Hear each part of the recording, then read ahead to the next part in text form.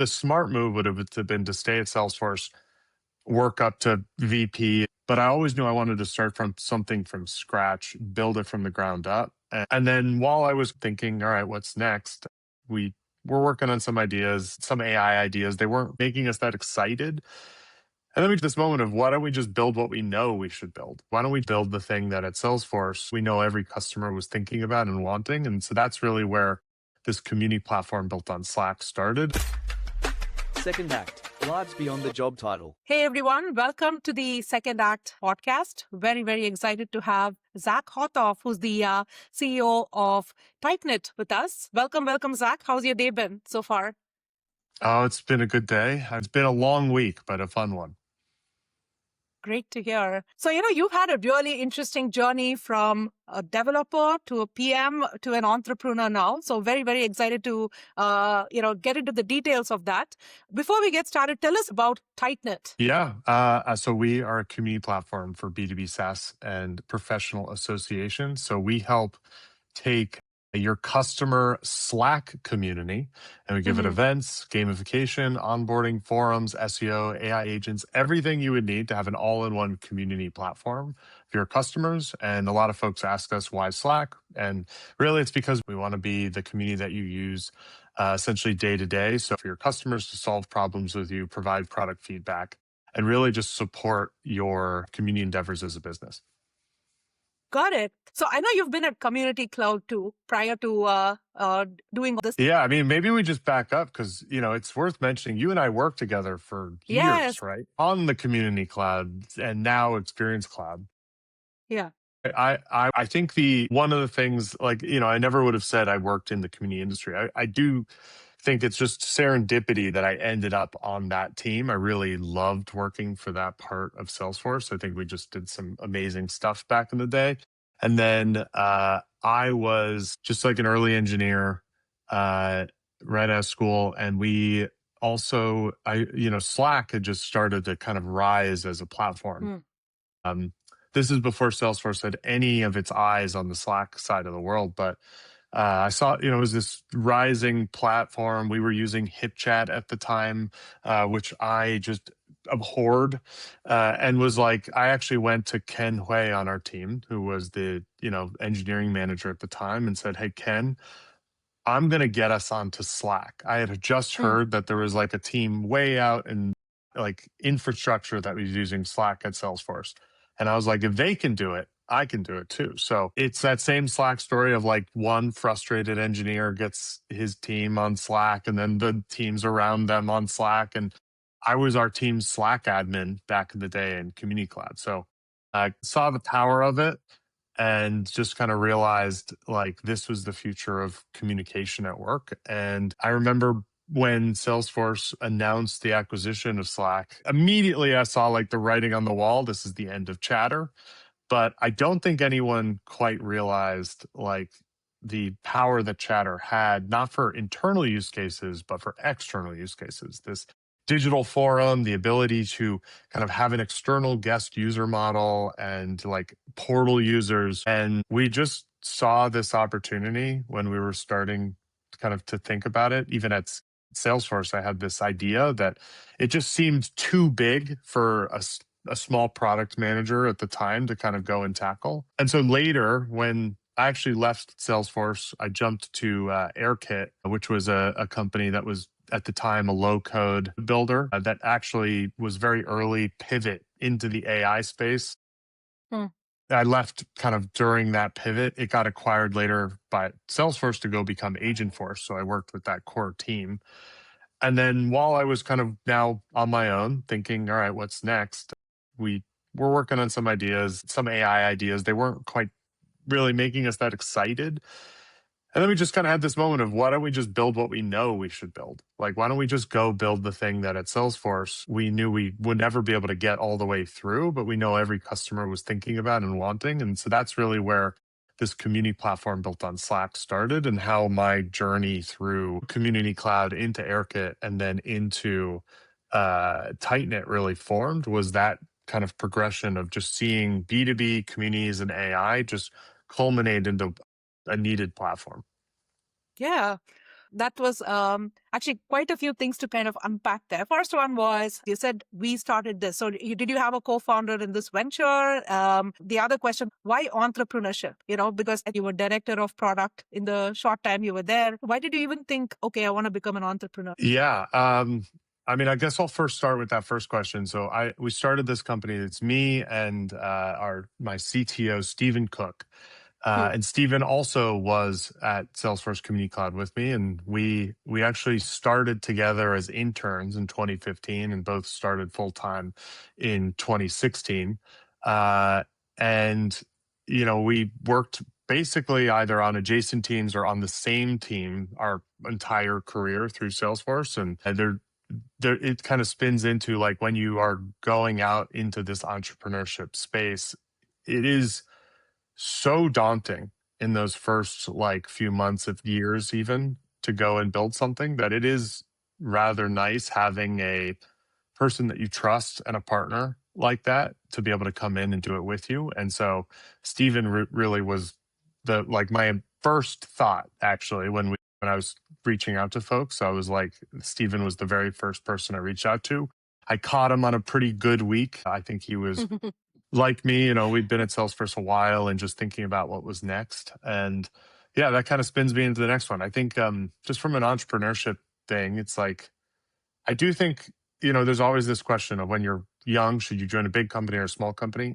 I don't think there's a right answer, but I think I can tell you mine. I learned what a big, well-structured company can look like. And then I always knew I was going to get into entrepreneurship. One of the hard parts is that the longer you stay at a big company, the harder and harder it gets to leave because you have to take a massive reduction in pay. You have to, lose a lot of the like lifestyle benefits of working at a larger company. And you also start to just lose your own personal time, right? Like life catches up to you in that regard. And I just saw this moment of like, you know what, I'm not going. The smart move would have been to stay at Salesforce, work up to VP, and continue from there, and maybe jump to between big companies. But I always knew I wanted to start from something from scratch, build it from the ground up, and I decided that if there's going to be any time to do it, it would be now. And this was before the AI wave too. I didn't jump right into entrepreneurship. I jumped to a startup to learn what does it look like in a startup. And startups are a mess, right? Like I think you have this idea that like, you're going to jump into a startup and somehow they've got it all figured out. Because from the outside, we always think that the companies that we admire have it figured out. And then on the inside, very often you jump in and it might be a completely different mess than the one you were seeing, but they're always a mess on the inside. They have talented people that are solving a mess at all times. And that's always very exciting. So that kind of kicked off the moment of like, it doesn't take, you don't need to be this Steve Jobs level like genius to start a company. I don't think that's the case. I think you need to be a great listener. You need to know and understand customer problems, and you need to be ideally technical enough to explain the first few years to be able to get yourself to a position where you can hire the folks that you really need to take you to the next level. So that was a good learning. And then starting Tightknit was more of this is my time. Let's get this going. Let's give this a shot. And we had an idea that we could not get out of our heads and said, how does this not exist? Who is going to build this? Why have they not built this yet? And we just did the realization that, like, given the background we have and the understanding we have about the market, we were the people that were intended to build this. There was no one else that was going to build this for us. And we hear it all the time. Every week, someone will tell us, wow, I can't believe no one had built what you built before. This is such a good idea. I can't believe I didn't go do this, which is a great compliment. But it's one of those where I'm like, it hits us in the moment of like, there's a reason that it took so long, because there's a perfect storm of founder market fit, product market fit, timing, customer timing, and that all came together in that one moment. And we kind of were able to ride that wave.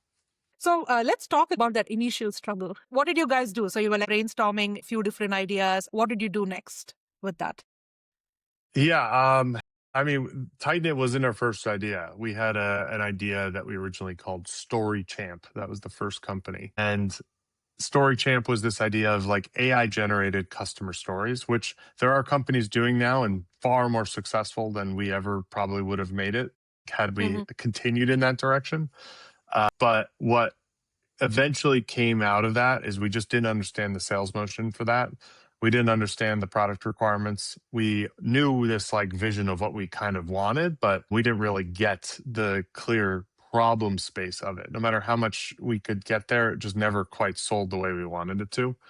And so when we pivoted, we said, all right, the goal for us now is to sell something. We just needed to get somebody to put money down for something that we've built here. And the initial idea, like we even had it whiteboarded on the wall, was again, it goes back to like build what you know. If we understood, like we understood Salesforce, we understood chatter, we understood this whole concept of what people wanted. And it really formed around what would it look like if you replaced external chatter with Slack. That was the initial concept. We hadn't quite figured out what this would end up becoming. A lot of that you learn as you go. But we're like, all right, if we could build a digital forum around Slack, would that be a service that folks would purchase?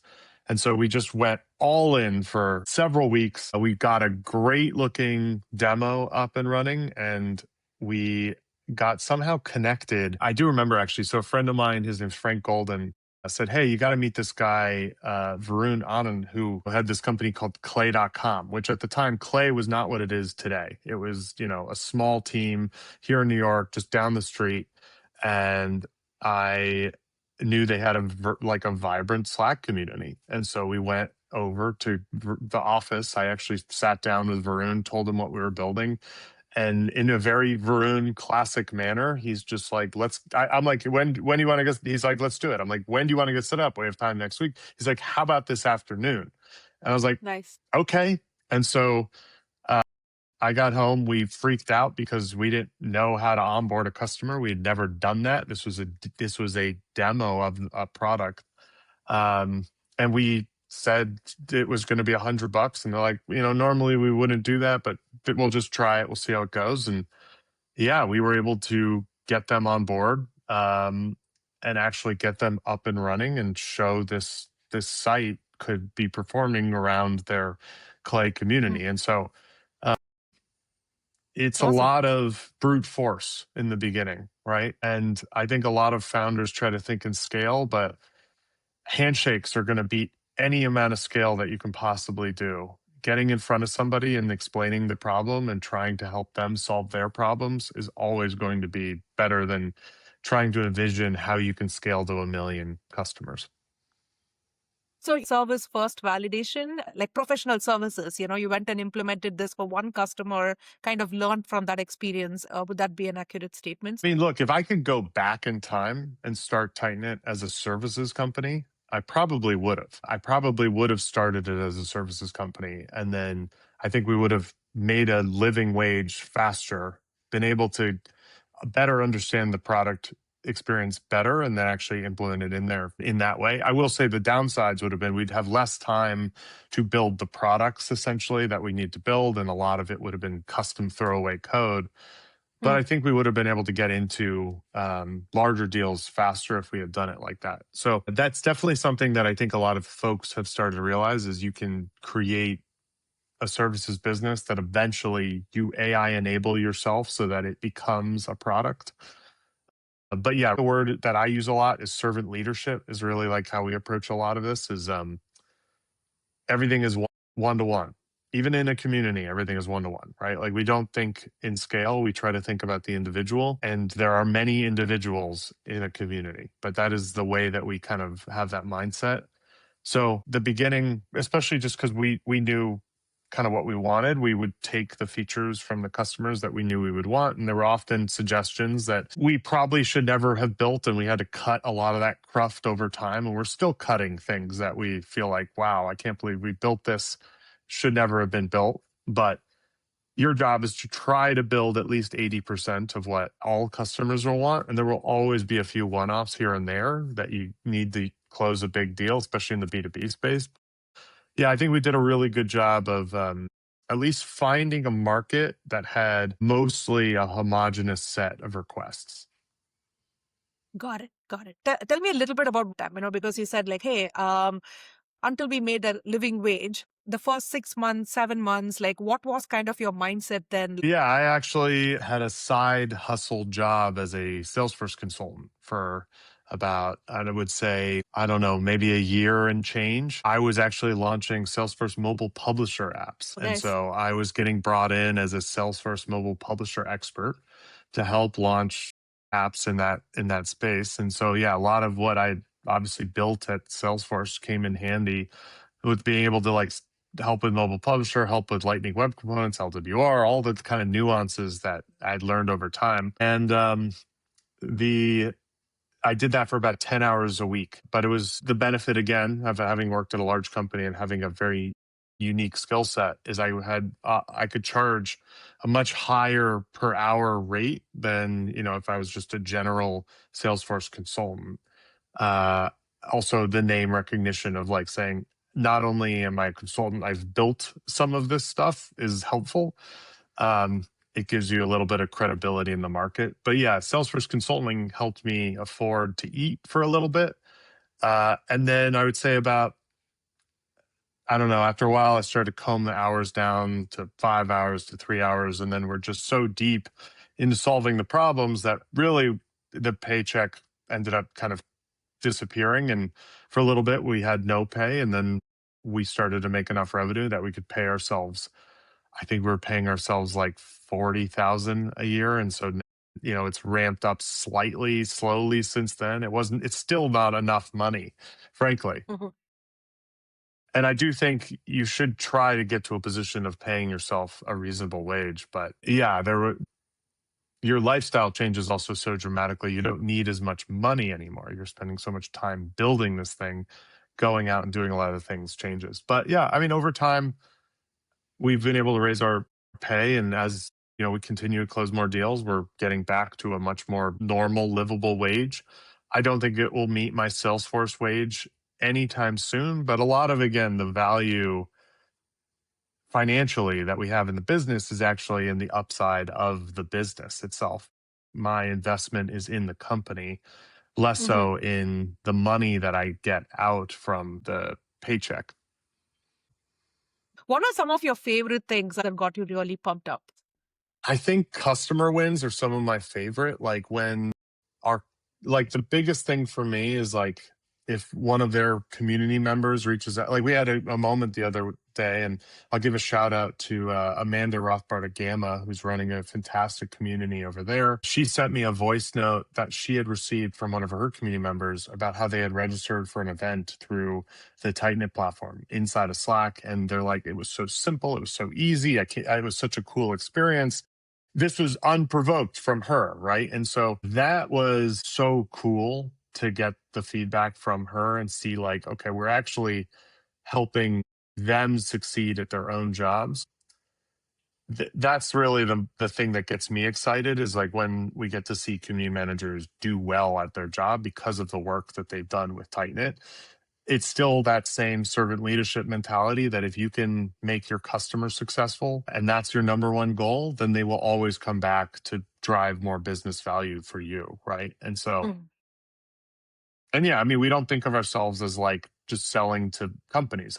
I think of myself much more as like a career builder. My job is to take many of these community managers and help them build their careers for years, if not decades, to build a better career around the product. I think that's definitely something that Salesforce taught us from the beginning is if you sell to companies, that's one and done. But if you sell to the admin and you help them elevate their career so that wherever they go, they're bringing you along with them because of the skill sets that they've been able to create with you, that's when you become a company that stands the test of time because you're creating an ecosystem of people that believe not only in the product, but actually in the business to help them accelerate further. I love that aspect of like building that ecosystem.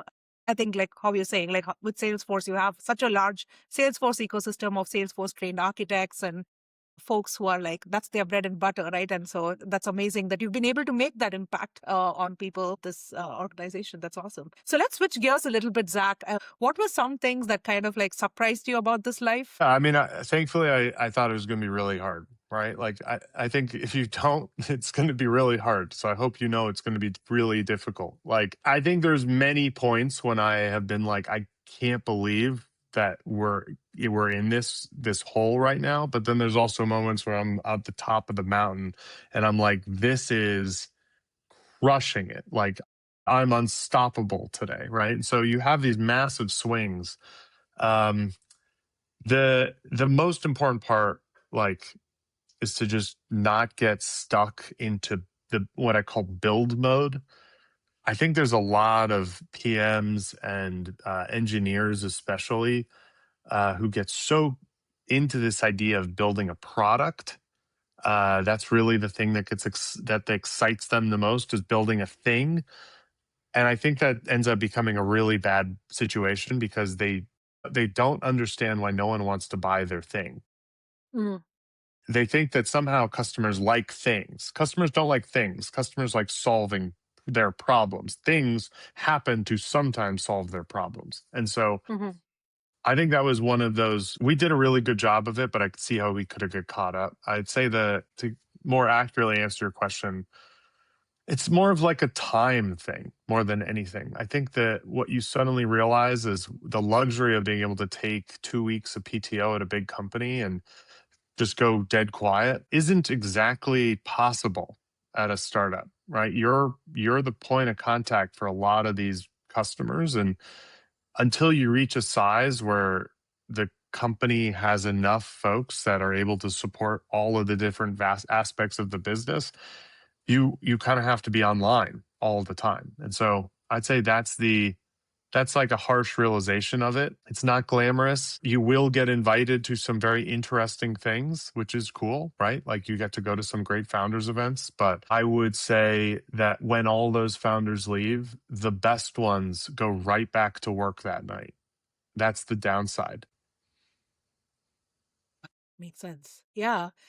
Any memorable snafus for you? Remember one that was like a freaking nightmare.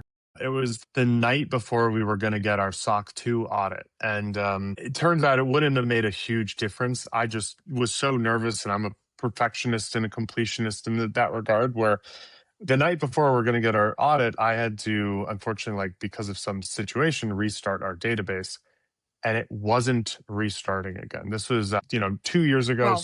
It was, we're on Supabase. It's a great platform, but at the time, there was a bug in the way that they started things up, and I could not get this thing to start. So every 2 hours, I'd set an alarm to check if customer support had reset it or not for us. And eventually, that next morning, we did get it up and running, and someone had reached out like 5 in the morning and said, "Hey, you're good to go."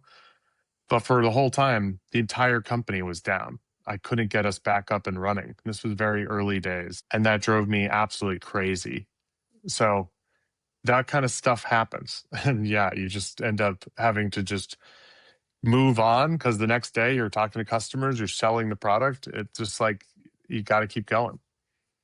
Yeah. So tell me about how you prioritize your time. You spoke about all these other things about like talking to customers, sales. How do you craft out what's important in your week, in your month? Yeah, I mean, I could still do better at it. I think one of the things we've started to do better at is blocking off large chunks of deep work. I think we started to update our calendar, especially for the intro call, from 30 minutes to 15 minutes, right? And so we can try to validate customers faster. And then thankfully, we have a great community. So, like, we've been able to actually start to onboard customers through just the community, through the experience of getting them into the community, having them learn from others. Use the product has gotten simpler and simpler to kind of set up over time, and faster to enable. And we're trying to make it so that scale is still built in, right? Like, I think we talked about brute force gets you part way, but then brute force can't get you further than that, right? And I'm definitely already in a time crunch. So we are now thinking about hiring. We're thinking about especially who to hire, what are the roles, what are the expectations. We are, making sure that the product for both enterprises is still as self-service as possible, as well as for kind of the mid-market and down market. The goal is scale, right? The goal is, now that we've built a great product, now we have to take from brute force to scale, while continuing to use the community and who we are and the programs we built to create the personal touch, but we won't have as much of a personal touch in the product. We can create your personal touch outside the product. And I think that's where we're starting to create more strategies around that. I think you have a conference coming up. I don't know if that's one of Uh, it, but That is yeah. one of them. Yeah. So Okay, that's awesome. we're hosting a little micro conference. So we're going to bring in 60 of the top community builders from around the country and technically North America. And we're all coming to New York City for a 1-day no speakers conference. So workshops, masterminds, small groups, all focused on creating better community managers and really creating the right connections to the folks to accelerate your business, and just creating a great time, right? Really just Mm. building a good time for folks to be able to connect with each other. And so we've done a really good job of curating the right group of individuals, creating the right experience, getting the right sponsors. Tickets are nearly sold out, so I'm not even sure we'll have tickets by the time this goes live. But this is something that we recognized very early on, is that while we are a digital community platform, we must have your in real life community elements. And so it's going to be a big push for us, right? We want to be much more intentional in how we actually go to market, especially built around our brand and how we help other people perceive the work that we're doing. So one side question, right? Because you've been at Salesforce, there's this whole V2MOM process that you do. Like, how, for you, when you think about every year as you're evolving Tightknit, like how far back do you think? Tell me a little bit about that process for Yeah. And you. I mean, Steven and I we just did our executive offsite last month, and we actually did talk about having our own V2MOM concept. It's a compass right now. It's a document that has a directional point of where we want to be and what we want to do. But the thing that we really want to get to is where everybody, like, one of the things we struggled with the V2MOM is it was a tops down environment, that it basically came from the top and you would copy your manager's little V2MOM point, and that would be your V2MOM, and then it would kind of go all the way down. And one of the things that I always felt was wrong about that is that generally the folks that were at the very bottom, even Mm. as low as you can, those are the folks that tended to know exactly what was the reality of the business and what needed to be solved in the moment. Otherwise, you left a lot of unfinished projects out in the open because they could no longer get prioritized, because people just assumed that, yes, last year's V2MOM was completed. And so I think that element is something we're trying to bake in and fix with this net new system, is how in the future, as we scale, can we continue to have a groundswell approach to innovation rather than a tops down approach to it. Let's switch gears a little bit and talk about, I think any person starting a company today, you have that AI backdrop always, right? Do you feel like there are certain things, like you started before AI, but now that revolution has taken over? Does it help your team scale and do what maybe a 50% org somewhere else is doing? Yeah, I mean, we would not have been able to build this company without it.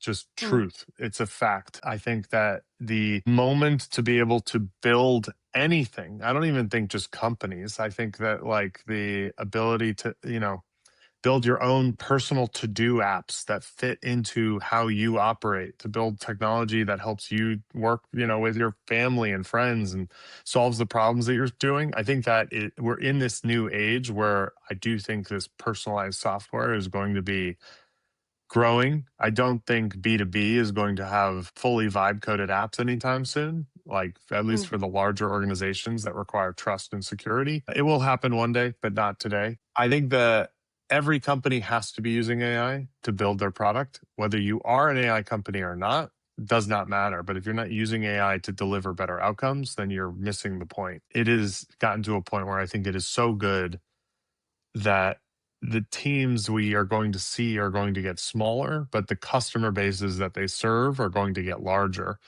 So Mm, it creates this new different paradigm of like something we used to complain about actually when we were at Salesforce, the whole idea of seat-based licensing versus moving towards outcomes, I think is going to change dramatically. So yeah, I mean, AI is touching every part of our business. It's actually one of the biggest drivers of community is AI. I think the fact that the community grows when there is a massive amount of technology change and people need to go learn new skills.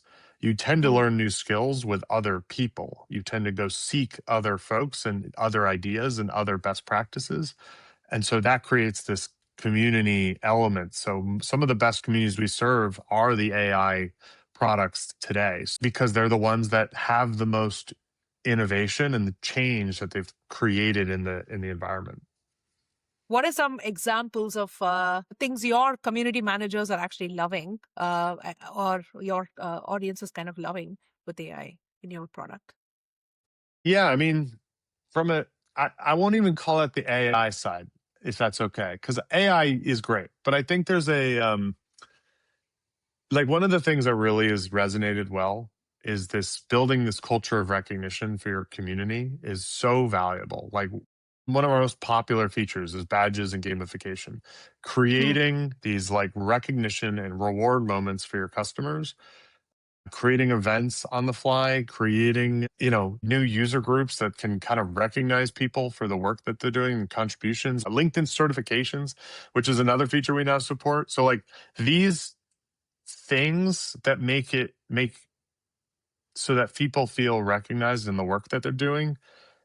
I think that's the biggest kind of innovation I'd like to see coming out of most businesses is again, it's education and career growth of your customers. It's yes, they buy your products, but can you actually make them better at their jobs is a better way to look at it than just selling them a product that gives them either a cheat code or something along those lines. I was kind of curious because if I look at like Slack, right, I work on Slack quite a bit. You have things like Slack bot, you have some other types of things that people are actually using to get information faster, understand the information that's there much quicker. And I was kind of curious if those types of things are also things you intentionally build, right? Cool thing about Slack and Slackbot, and a lot of what the work is happening in Slack is it is a conversational interface of work, right? Like, and we think Mm, about, yeah, I get it. Email's not going to die. It's not going to die. But email is not a conversational platform. It is mail. It is mm, writing a piece of mail, sending a piece of mail, and waiting. That is not how a conversation operates. Slack has that digital conversation layer that is very similar to how we use chatbots today. And so I think the reason that Slack has such a huge opportunity and now is Slack bot too is like part of that is it's where we do work. It's where if you see a company out in the day, the first connection they build, the very first integration isn't ironically to Salesforce anymore. The first integration they build is Slack. And so it's mm. become this home base, this central point for everyone to meet. And I'm excited about the AI bots that are going to join us in Slack to allow us to create new experiences at Mm. scale based on the conversations we're having with our coworkers. Mm, got it. Got it. All right. So, for somebody who's watching this and they're like, hey, I have this side project that I've been trying to see if it has legs. What's like that one signal that you think people should actually look for from your experience? I think a Mm, lot of people jump right into the building. This goes back to the build mode, but the important part is I think you got to chase the problem, not the solution, is usually what I tell people. You have to go and find 150 people plus that have a problem and see mm, and just talk about the problem. Get them into a space to just get everything out into the open and find out how people are solving this problem today without technology. Is it possible? I think if you're building anything, you got to mm, build it with the community. It goes back to the build mode, but the important part is I think there's an element like I tell people, like obviously very biased. I say start a community, start a digital community, probably on Slack. Go find 20 of the ICP that you want to go and talk to and say, hey, I created a Slack community for us to all discuss like our problems about X, Y, and Z. See if you can recruit people that way. It is a lot easier to get people to join a community than for them to use your product. I guarantee you. Mm. And what your job is from there is to learn, just to learn and learn and learn until you have the right idea of what people actually want to solve. They will also trust you if you ask and listen before you start to build. Mm. I think that is important. And they want to feel like they built this thing with you. So keep them in the loop, update them on every single update you're making, ask them questions. Fine if they don't answer the question, but if you're making sure that they are along this journey with you, they're going to be a lot more invested in the product that they built, which is an important Mm. part, right? They are your customers, but they're also going to be your product manager. They're going to tell you what they want, and you're going to go and synthesize it into a product. You should create a space for them.